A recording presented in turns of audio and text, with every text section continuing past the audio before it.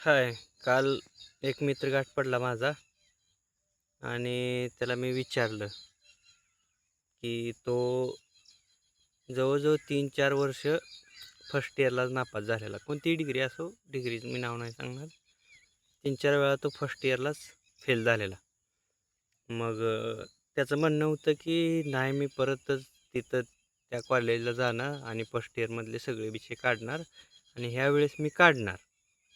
मी म्हटलं, "नाही निघालं तर सगळं?" तर म्हणलं, "नाही निघालं तरी काय 2-3 तर निघतील आणि बाकीचं परत काढणार." मग म्या म्हणलं, "असं करण्यामागं मोटिवेशन काय आहे? म्हणजे एवढा टाईम जाणार, ऑलरेडी 3-4 वर्षे फर्स्ट इयरलाच गेलेत. प्रत्येक इयरला अव्हरेज 3-4 वर्ष म्हणलं, तरी 4 वर्षाची डिग्री येते. 4 वर्षाची किती झाली? 3 जरी धरली, 3 चोक 12 वर्ष झाली. मग काय मोटिवेशन आहे?" तर तो काय म्हणला, तो म्हणला, "कमीत कमी म्हणला, ही डिग्री मी ह्यासाठी घ्यायला लागलो की म्हणला, पुढं नाही काय मला त्याच्यावर नाही करिअर केलं तरी चालेल म्हणला. जनावरं जरी परत राखली तरी चालतंय. पण म्हणला ही डिग्री लग्नासाठी पाहिजे म्हणला मला. कमीत कमी माझ्याकडं म्हणला ही डिग्री असल्यावर कोणतर पोरगी देईल आणि माझं लग्न होईल."